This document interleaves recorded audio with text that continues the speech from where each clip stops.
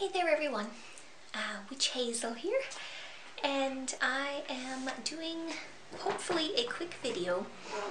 I had recorded this twice already before.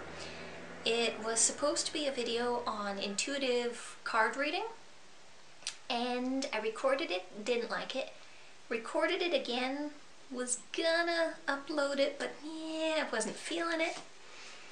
But lately, I've been having a lot of serendipity moments when, something comes to mind, something that I maybe need to research, look into, what have you, and I put it on the back burner, and like the very next day, something comes up that basically reiterates that same thought that I had, and I'm like, okay, right, I'll get right on that.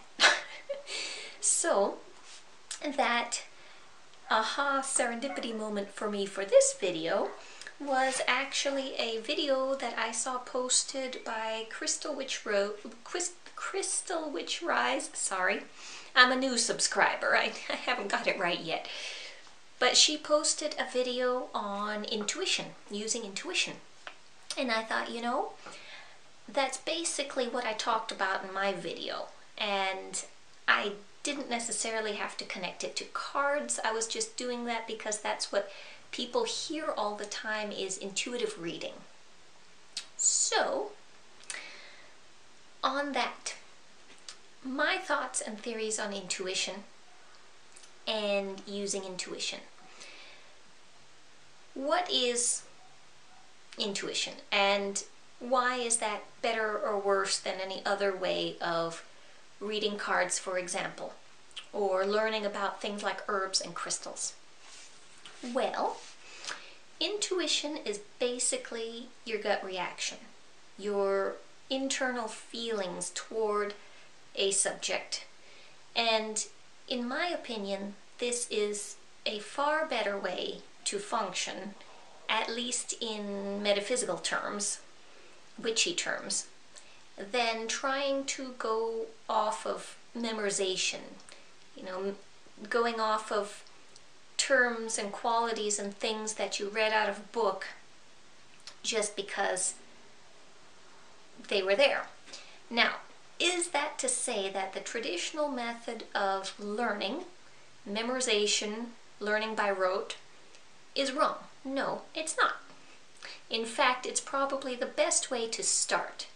Many of us check out any video on books of shadows, and you'll see the vast majority of them are reference books. There's a reason for that. We like our reference materials and correspondences, seeing how things relate to each other, and until we get a good intimate knowledge of the thing we're working with, whether that is tarot or crystals or herbs, what have you, it's very good to have a reference around.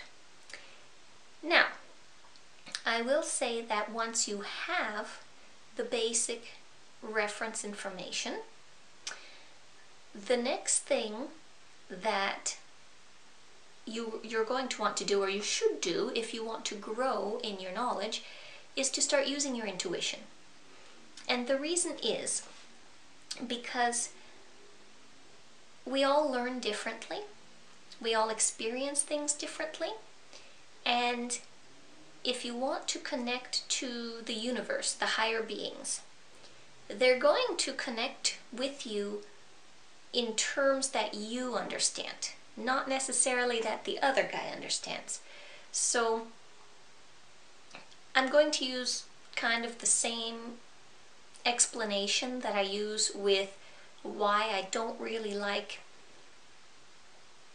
religious texts, and that is because any definitive text, whether it's religious, whether it's a reference book, no matter what it is, it's written by a person. Someone has to put pen to paper at some point to give us that information. And that's fine. It could be very good information. All I'm saying is you should not blindly accept that information without testing it out for yourself. If one person says that lavender is calming, you're very likely going to find that lavender is calming. But until you experiment with it, until you get to know that herb, you don't really know for certain what your reaction to it is. I did either watch, hear, read somebody's post one time on exactly that, that for her lavender was not a calming herb. She had issues with it. I don't remember if it was an allergy or what it was, but for her, lavender did not symbolize calm and relaxing. So she didn't use it in that way.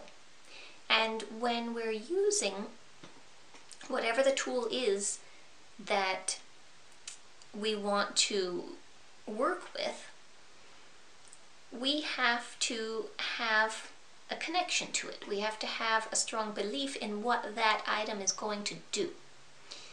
And we can have that just based off of memorized meanings for it, but I really sincerely doubt, just in my experience, in my opinion, I doubt that that strong feeling is going to be as strong or as ingrained in you as something that you've learned from the object itself. So an example from me, my own experience, I took a class a while back. It was a basic herbalism course. It was like 5 weeks at one of the local shops, and each week we focused on a different herb. But the first week we all chose one herb to work with the entire time, and mine was elderflower. I didn't know much about it, but it was one that I wanted to learn about. And one of the assignments was to sleep with the bag of the herb under your pillow. And every night that I did that, I had odd dreams. And you may remember from previous videos, I do not like dreaming. I hate dreaming. But every one of these dreams included either pregnant women or women with small children, like babies, infants. And there was just a fertility aspect. Even if it wasn't the women, I believe a couple of the dreams incorporated men, but there was this strong fertility aspect in, and even in those videos, there was still somebody somewhere that had a baby. And I thought, gosh, that's kind of weird. What's that all about? We were specifically told not to research the herb until it came up in class. Well, I cheated and from those dreams, and I looked up elderflower. What's the deal with it? And I found out that elder, the tree and the flower, is strongly associated with one of my favorite goddesses, Frau Holda. And in German, the herb is called Holle. And they make all sorts of things from elderflowers in Europe. Syrups, there's some sort of a snack too that I haven't figured out how to make yet, but it's basically fried elderflowers. And Frau Holda has jurisdiction over the pool of rebirth. So you have in the underworld, the guardian of the underworld, you have hell.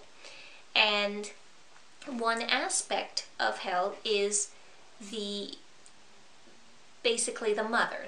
So she guards over those dying, and one aspect, so that's her dark aspect, and then her light aspect guards over those coming into the world. And when those two are separated, then that's when you get the idea of Frau Holda and the pool of rebirth. And I did not know any of that before sleeping with this herb under my pillow. So those are the kind of experiences that you need in order to decide for yourself what this herb or crystal or card, what its best meaning is for you. What is it going to symbolize for you? And that's going to affect how you use it in your practice. All right, I kind of left out what I originally talked about in the first rendition of this video about intuitive card reading, but I'm getting the feeling that that's not a thing right now that I need to do. The main focus should be on intuition, and hopefully I've explained that a little bit to you.